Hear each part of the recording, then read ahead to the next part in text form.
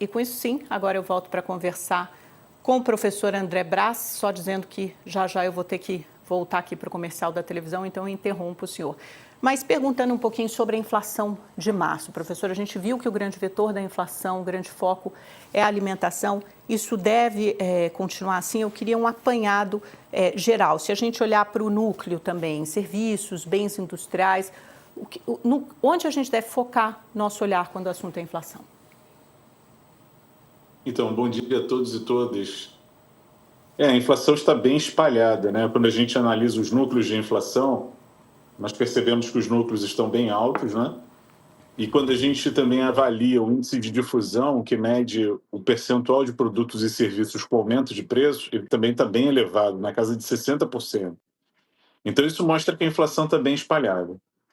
Mas ela também está bem concentrada em alimentos, né? A magnitude dos reajustes verificados em alimentação está muito grande. E isso já vem de algum tempo. Pelo menos desde 2020, a inflação de alimentação vem ganhando um protagonismo cada vez maior. E é uma inflação que desafia camadas sociais, famílias com renda mais baixa, né? Exatamente porque elas concentram a maior parte do orçamento com a compra de alimentos.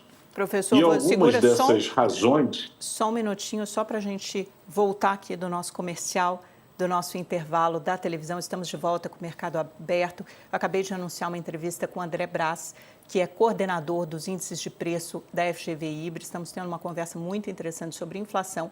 Ele está nos contando quais são as principais pressões sobre o aumento de preço. Então, por favor, professor, eu peço para que o senhor continue seu raciocínio.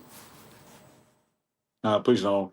Então, conversávamos a respeito de alimentação e do impacto que ela traz na inflação, impacto que ela já vem apresentando há alguns anos. Desde 2020, a participação de alimentação no IPCA tem avançado, tem subido, e isso por razões variadas, né? Nós tivemos a própria pandemia, né, e todos os problemas que essa pandemia trouxe para as cadeias produtivas globais. A alimentação, naquele ano, foi a grande protagonista, né, da inflação, respondeu, né, por 60% do IPCA em 2020. Em 2021, nós passamos por uma crise hídrica que também trouxe problemas para as nossas safras e para a geração de energia. A energia subiu muito naquele ano. Em 2022, tivemos o início da guerra da Rússia e Ucrânia, né?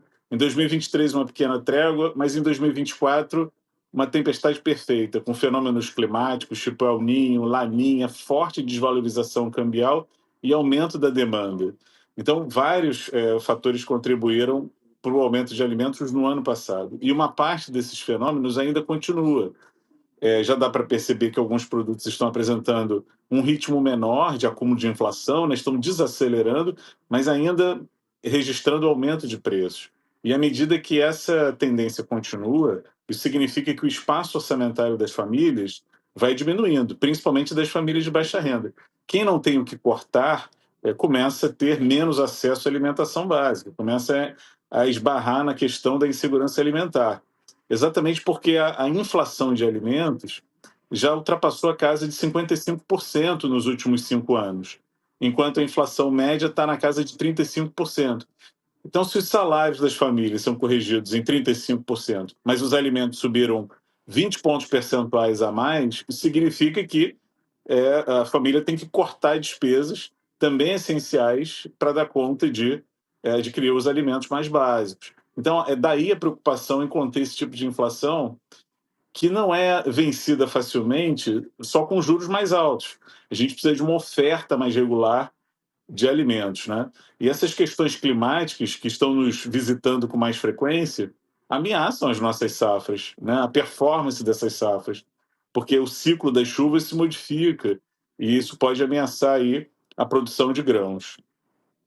Até que o senhor falou, né, dessa como afeta o bolso das famílias mais pobres, eu quero lembrar uma pesquisa da Datafolha que naturalmente o senhor deve ter visto, foi divulgada essa semana, acho que segunda-feira, né, dizendo que a inflação leva 58% dos brasileiros a reduzir seu gasto com alimentação. Então é isso, ou você compra menos, deixa de ter o que comer, ou então você vai fazer sempre essa troca por produtos mais baratos. Eu queria só que, e é muito interessante, eu queria tocar em vários pontos que o senhor disse, Primeiro, quando o senhor fala de medidas talvez alternativas e mais criativas, porque os juros, o aumento de juros, e a gente está numa escalada ainda, um aperto da política monetária, não dê conta de endereçar esse problema específico da alimentação. Só me lembra quanto que a alimentação pesa hoje na inflação versus o setor de serviços, por exemplo, e que outras medidas, o governo já reduziu imposto de importação para uma lista de produtos, se o senhor já tem sentido algum impacto dessa redução, se essa é uma medida no sentido correto, que outras medidas, falou-se durante um tempo também nessa discussão de aumentar estoque regulador,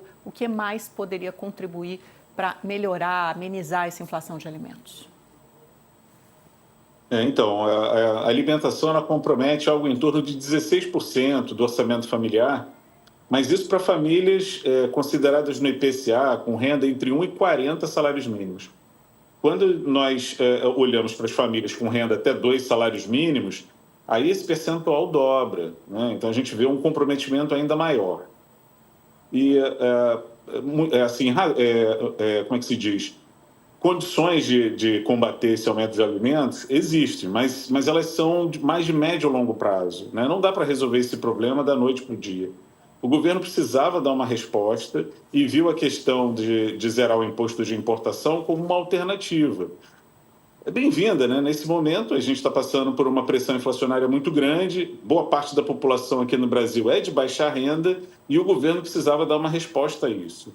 E nessa classe de produtos que tiveram imposto reduzido, a gente percebeu, sim, uma desaceleração da inflação. Veja, há inflação para boa parte desses itens que foram beneficiados com o corte, como o café, o açúcar, a carne, mas a gente já percebe uma inflação um pouco mais baixa para a maioria deles, né? Mas isso não necessariamente por terem zerado o imposto.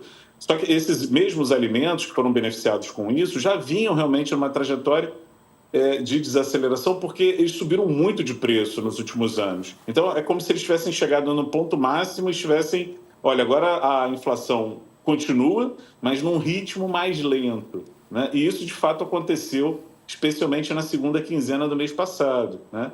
E continua. Por exemplo, alguns cortes de carne estão caindo de preço agora. Mas isso respeitando o próprio ciclo da pecuária, não exatamente por terem zerado o imposto de importação. Ou seja, e medidas para a gente combater algo. Não, pode continuar, por favor. Então, as medidas para combater a alta de preços dos alimentos, elas são variadas, mas elas não são exatamente... A gente não colhe os benefícios delas da noite para o dia. Uma importante seria a gente melhorar a condição de nossas estradas, ou investir em transportes que sejam menos intensivos em diesel, né? Que sejam mais eficientes nesse sentido, transportem um volume maior de carga, como a própria cabotagem ou as ferrovias, né? Apostar em outros modais de transporte, que não o rodoviário, que transportam pouca carga a um custo muito elevado, é uma forma de a gente baratear. Isso também vai bater no campo, porque a movimentação das máquinas agrícolas, né, elas demandam muito diesel, e isso também encarece os custos. Questões relativas à importação de adubos e fertilizantes, né? O Brasil tem longa relação com a Rússia, por exemplo, comprando esses insumos para a agricultura, e são extremamente dolarizados. Com moeda enfraquecida, esses custos aumentam e isso acaba refletindo no preço final dos alimentos. E ainda tem investimentos nas próprias sementes, tornando sementes mais resistentes à falta de água, né? Sementes que dependem de pouco menos de umidade para germinar. Então, são apostas que a gente tem que fazer, mas que a gente não vai colher no curto prazo. Mas é uma agenda que os governos têm que manter de maneira permanente. Isso porque essas questões climáticas agora vão nos desafiar cada vez mais. E isso vai impactar o PIB e também vai impactar a questão do preço dos alimentos. Professor, agora eu queria saber com o senhor, a perspectiva de queda de preços de commodities, por exemplo, com esse tarifaço do Donald Trump, se o senhor acredita que isso pode trazer um cenário desinflacionário para o Brasil? O dólar também já recuou do seu patamar mais elevado, chegou a ficar acima de R$6 em dezembro, até conversando com fontes da Fazenda, eles acham que essa transmissão para os preços, né, do dólar para os preços, que leva de 4 em 6 meses, já foi feita, então a gente já teve essa alta, e também da super safra. Qual o impacto de todos esses fatores no preço dos alimentos? Vai contribuir para que eles caiam? Eu estou um pouco mais otimista. Eu acredito que o preço dos alimentos podem subir menos ao longo desse ano, podem até nos surpreender positivamente, mas eu não espero também uma mudança abrupta, né? Não há uma solução fácil para esse aumento que já se acumulou. E o momento é muito incerto. Essa guerra de tarifas gera muita incerteza. É claro que a expectativa do Brasil até se sair bem no meio dessa confusão, estabelecendo novas parcerias comerciais, desbravando novos mercados, quem sabe conquistando até uma valorização na nossa moeda, mas ainda existe muita incerteza. Tanto é que a gente vê o quanto o dólar vem oscilando nos últimos dias, né? Muda de patamar rapidamente de acordo com as notícias. Então ainda é muito cedo para a gente prever um cenário muito bom ou assim menos desafiador para 2025. Eu acho que a gente tem que começar a observar, ver se a nossa safra realmente vai ser boa, como você anuncia. Isso também vai ser um belo alívio para a inflação de alimentos. Então eu diria que o momento ainda é de cautela. Professor, em que medida o impacto fiscal, a gente estava conversando no início do programa, por exemplo, da Lei de Diretrizes Orçamentárias. A gente sabe que desde o início do governo Lula você teve um impulso fiscal muito grande, né? Com a PEC da transição, aumento de uma série de gastos sociais e que seguem aumentando, né? Na Previdência, no BPC, seguro-defesa, auxílio-desemprego, tudo isso segue aumentando. O mercado de trabalho muito aquecido. Qual o impacto que esse impulso fiscal, a responsabilidade que o governo tem, de uma certa forma, né, de produzir? É lógico que essa não é a intenção de ninguém, mas que a consequência é mais inflação. Quando você impulsiona muitos gastos, o mercado de trabalho, e você colhe como efeito colateral indesejado, obviamente, mais inflação. Então, eu acho que o efeito mais importante é controlar a parte fiscal para que ela impacte menos a parte cambial. E isso realmente ajudaria muito a conter o aumento do preço dos alimentos, né? O repasse cambial para a alimentação é grande e isso está na conta do governo. Essa questão dos auxílios, nosso país é muito desigual, né? E essas famílias precisam ter acesso à alimentação.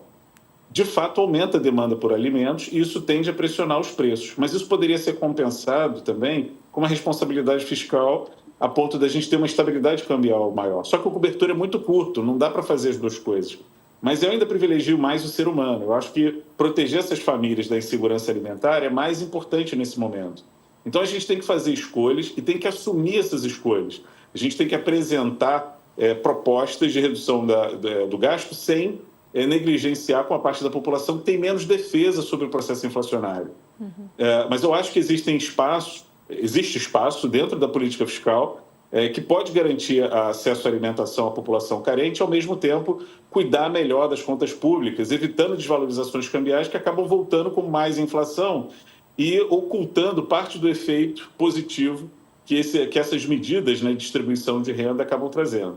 A gente só tem mais 3 minutinhos. Professor, gostaria de passar por 2 temas rapidamente. Primeiro, qual será o efeito das medidas de estímulo de crédito que estão sendo feitas agora? Crédito consignado para o setor privado com carteira assinada, essa nova faixa da Minha Casa Minha Vida, por exemplo, até R$2.000, isenção de imposto de renda até R$5.000. Isso terá efeito sobre a inflação? Tem algum estudo que aponte para isso? Com certeza. Se tiver mais renda disponível, essa renda vai virar consumo. E isso vai ser um desafio maior para a política monetária, né? Então, isso é realmente um problema. É claro que são medidas justas, né?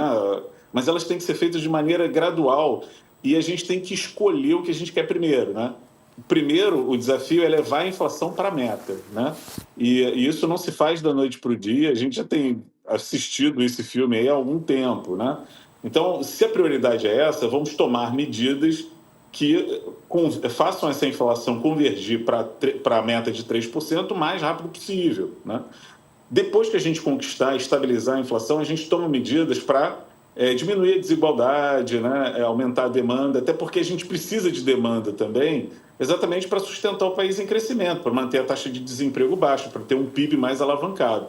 Não dá para crescer se as famílias não demandarem, mas não dá para ter tudo ao mesmo tempo e a gente precisa eleger as nossas prioridades. Eu diria que a prioridade seria levar essa inflação para a meta o mais rápido possível, porque isso é uma coisa que penaliza aquelas famílias que têm menos defesa do processo inflacionário, né? Famílias pobres não têm dinheiro investido, não ganham com juro alto, muito pelo contrário, elas comem mal com isso.